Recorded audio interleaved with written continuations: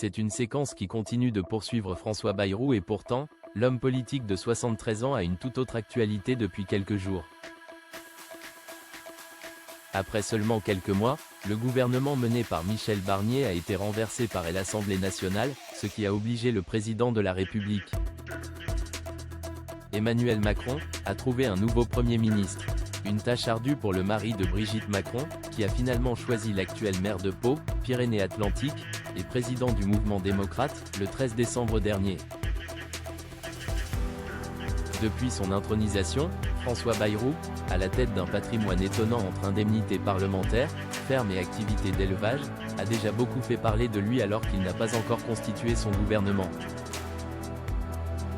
Alors que la situation est particulièrement dramatique à Mayotte, où le cyclone Chido a ravagé l'île française, l'homme politique originaire de Bordère, Pyrénées-Atlantiques, a eu des mots qui ont fait parler concernant les habitants de l'île. C'est une population qui, du point de vue des papiers, est illégale, a-t-il indiqué à propos d'une partie des personnes non recensées de vivant à Mayotte. Est-ce que c'est le sujet aujourd'hui de savoir si c'est légal ou pas ? A rétorqué Nagui ce mardi soir lors d'une émission spéciale sur France 2. Yacine G en prison pour plusieurs années. S'il était encore loin d'être Premier ministre à l'époque, François Bayrou a beaucoup fait parler de lui le 9 avril 2002 lors d'un déplacement dans le quartier de la Méno, à Strasbourg. Dans une vidéo qui a rapidement fait le tour des médias et qui a ressurgi depuis sa nomination, on peut voir le mari d'Elisabeth Berland, avec laquelle il a 6 enfants, mettre une gifle à un jeune garçon.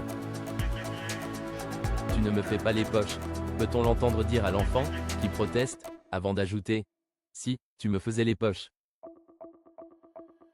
Plus de 22 ans après, BFM Alsace a retrouvé la trace du fameux Yacine G, âgé de seulement 11 ans à l'époque des faits et qui héritera du surnom de Bayrou, dans son quartier, comme le précisent nos confrères. Aujourd'hui, le jeune homme est incarcéré pour trafic d'héroïne et de cocaïne après une cavale de plusieurs années et une interpellation en 2021. Condamné à 10 ans de prison et une peine de 10 000 € d'amende, il purge actuellement sa peine.